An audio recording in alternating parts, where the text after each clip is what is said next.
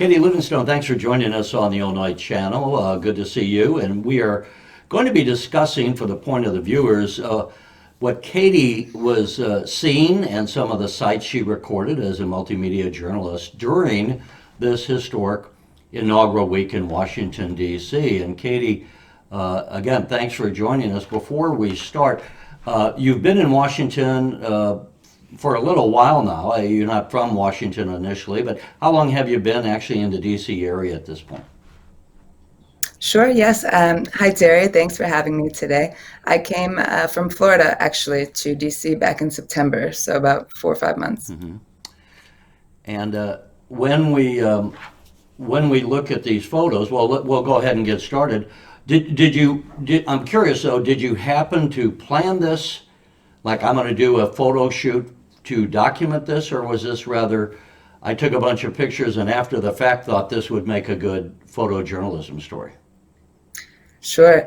As soon as I found out what was happening, I grabbed my camera and went out on the street. I knew this would be something unlike anything else we've ever seen, and hopefully unlike anything else we'll see in the future as well. And so I went out as often as I could in the weeks between the attack and the inauguration. In the big picture of things, I will say that as a reminder, because sometimes people might be watching this 3 years from now on YouTube, but this was the COVID inaugural, so that's one thing. And then, of course, on January 6th, there was the riot and attack on the U.S. Capitol building, so there's high security.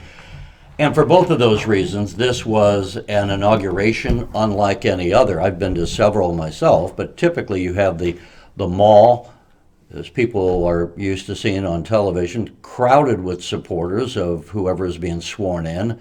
You have members of Congress all around, and this was kind of a handful of people and kind of the television version. So let me bring up the first, Katie, let me bring up the first shot here.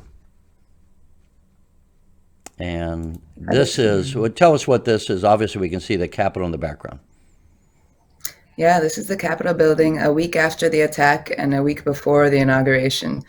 Obviously behind a fence, a very large fence that went for miles around the complex, the Capitol complex area.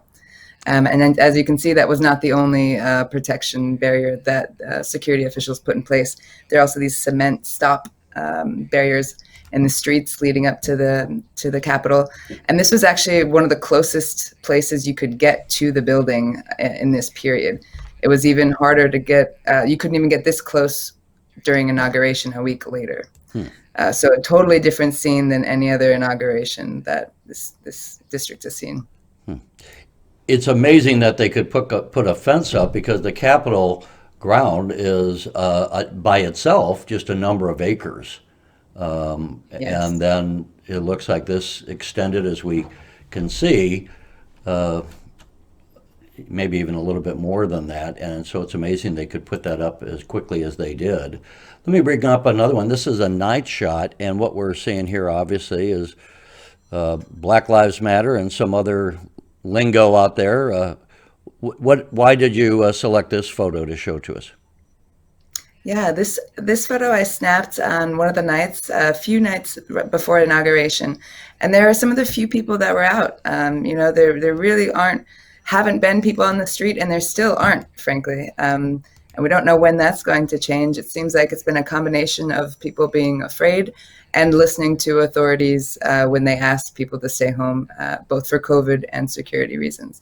So this activist was playing music loudly and really felt like celebrating what was happening here, celebrating the fact that it was safe and he could, express himself and with the signs and music that he wanted to, and make everybody understand that it wasn't all bad what was happening right now. What part of town is this? Over by the White House, or what part of town was this in? This is in Black Lives Matter Square Plaza, yes. Which is a made-up name, I think, isn't it? That's not an official designation. Oh, it is an official designation as of the summer. Oh, is that right? The mayor. So is this Lafayette Square? Previously, across from the White House? Mm-hmm. And that's, I think, St. John's Church in the background, which is across the street from the White House, more or less, and some rioters this summer tried to set that on fire. Actually, they did set it on fire, try to burn it down. Fortunately, they failed in that. And then we move on to, we have this photo, and obviously a photojournalist there taking pictures of some members of the National Guard. What was your impression not only of this photo, but as far as like what it represented in terms of some of the security that was around? Right. Yeah, I wanted to show again that what ended up happening this year was that the soldiers and the police became the focal point of the event. You know, that's what everybody wanted to photograph. I shouldn't say wanted to, but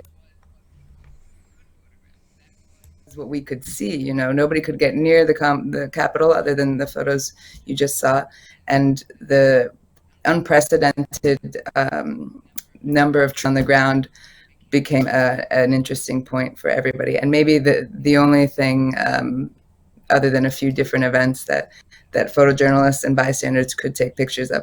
And I also find it interesting the way the soldiers were. You know, everybody I spoke with was very friendly. They were happy to chat for a minute. But I also think it speaks to the performative nature of what was going on here. You know, after the January 6th attack, there were a lot of security concerns. FBI, you know, spoke a lot about what was happening there. But at the same time, it was important for officials to demonstrate that we had people on the ground, you know, whether there were official security concerns or we just needed to demonstrate that the Capitol was safe and that the inauguration would go off without any more unrest. And so in this photo, you can see, I think, that the soldiers are there more than just for holding the weapons, but also for making a statement. Mm-hmm. Here again, we have more security, and we can see obviously the Capitol in the background there. These are, it looks like DC police as compared to National Guardsmen. In your estimation, there were people obviously attending, despite all the restrictions. There were people coming in from around the country, supporters of President Biden, as well as those who would have preferred Donald Trump to remain president. Was there a need, in your estimation, for this level of security that they had, or was this kind of overkill? Right. Going back to what I mentioned before, right, there were a lot of legitimate security concerns, but it does seem like after what happened on January 6th, this was a little bit of overkill. However, you know, it's easy to say that after a bad thing doesn't happen. You know, people always complain about hurricane safety precautions when hurricanes don't happen. But when they do, you know, they're very grateful for it. So I think that is definitely the case in this situation as well. And as you can see in that picture that was just up, you know, there were several types of security forces on the ground. The coordination was monumental, in fact, from around the country.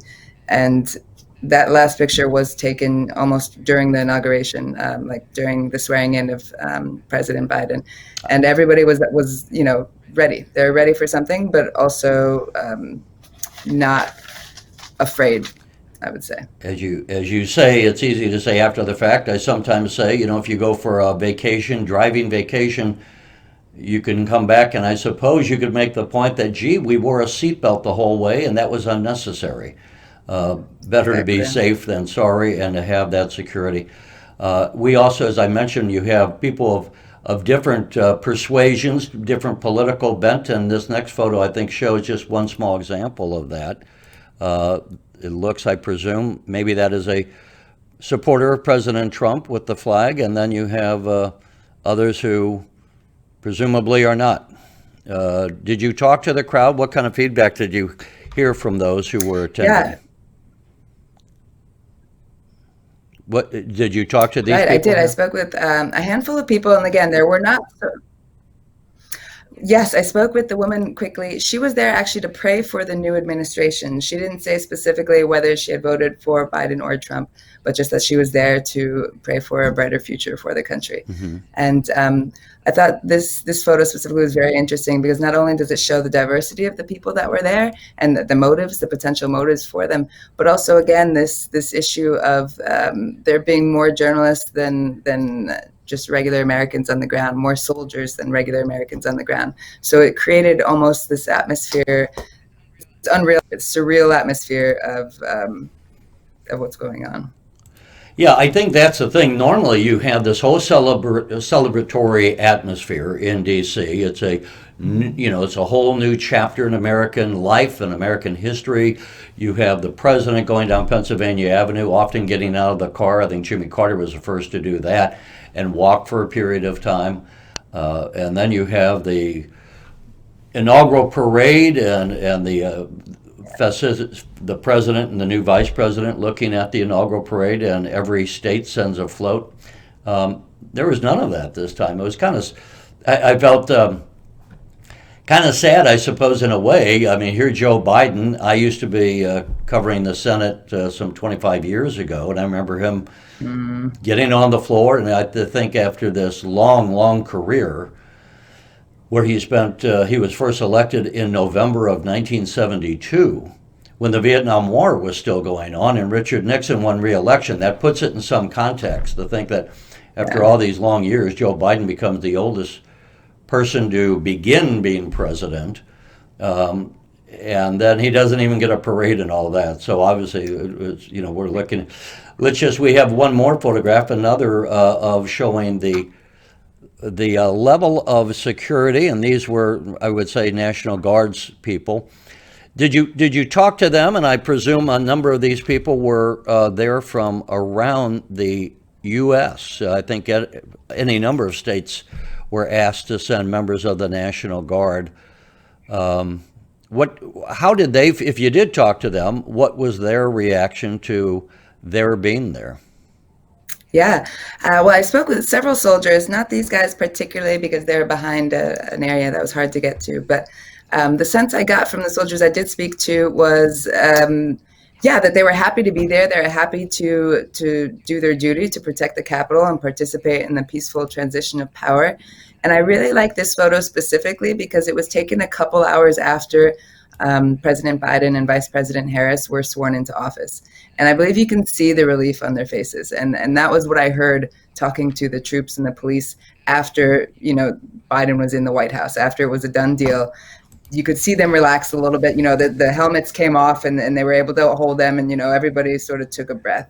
And I think that you could see that a little bit in the crowd as well, but especially amongst the security forces, like, okay, we've surpassed this part of it at least. Now, that being said, the National Guard does not have orders to completely draw out of Washington, D.C. yet. They will remain for as long as they're asked to. And federal agencies, Washington agencies, have still asked them to keep some boots on the ground for an undefined amount of time. You were not there during the August rioting in D.C., were you? I was not. Uh-huh. No. There were people then, again, they were saying, where are the police? Why didn't they call out, Yes. if not National Guard? I don't know that D.C. Does D.C. have its own National Guard? Do you know? They do. Uh-huh. Yes. And there were a lot of troops on the ground over the summer as well, but not nearly as many as there were for this inauguration. Of course, people were critical of the attacks on people leaving the White House after President Trump gave his renomination speech. Senator Rand Paul was attacked, and his wife, and so now they have security there. Have they said just when, at what point they're going to take these troops away?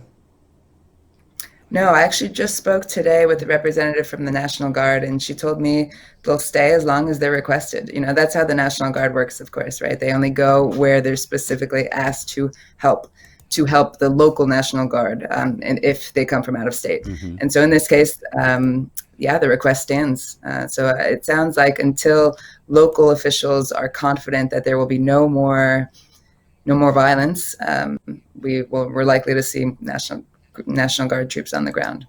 And I should have asked earlier, is this the only inaugural time you've been to DC during inaugural, or have you been there previously? Oh, this is my first inauguration. Yeah, definitely one for the It record is books. one for Yeah, the record books. Hopefully, we don't have to do this one again like this. We can go back to thank you, the John. normal celebration. It's much more joyous. Sometimes freezing cold, as it was. I was there for Barack Obama's first inauguration. Bitterly cold, and yet people were out on the mall for like 7 hours before the inaugural because they had, for security reasons, to get out there. And on his renomination, interestingly, it fell on a Sunday, so he actually took the oath privately in the White House so that there was no lapse in his term of office. But then the official ceremonial swearing in took place on Monday. And it was like beautiful. I remember standing outside the White House. They had a pavilion there for the inaugural parade, and it was like 60 degrees in January. So a stark difference. Hopefully, again, we Meant to can be. see that again. Before we close out, obviously you took a whole slew of photos. These are just a handful that we asked you to select, and we appreciate you sharing your thoughts on these images of what it was like. Before we close out, are there any other comments that you want to add as far as your impressions of the week, and or just going forward, what you think about being in D.C. at this historic time with the beginning of the Biden presidency? Right, yeah. I am looking out for all the changes that the Biden administration will inevitably bring to the way Washington is run and the way the country is run, naturally. I think you can see it visually and, of course, hear it in the way people are doing things and comporting themselves. Even this National Guard deployment was one of a kind, and the collaboration that had to come together for it was pretty incredible. All the states did not need to send troops out. That was because all of the states volunteered to send troops out, not just all the states either, actually the territories as well. So really an incredible unification and from what I can see, belief in our democratic institutions in the future of this country. And so I look forward to seeing more of that and more hope for the future. Well, Washington is always divided. That's why we have government. That's why we have two sides across the aisle, on both sides of the aisle, and different approaches. And that's the whole point of democracy: is you settle it through the writing of laws and the enforcement of laws, and you don't do it through violence.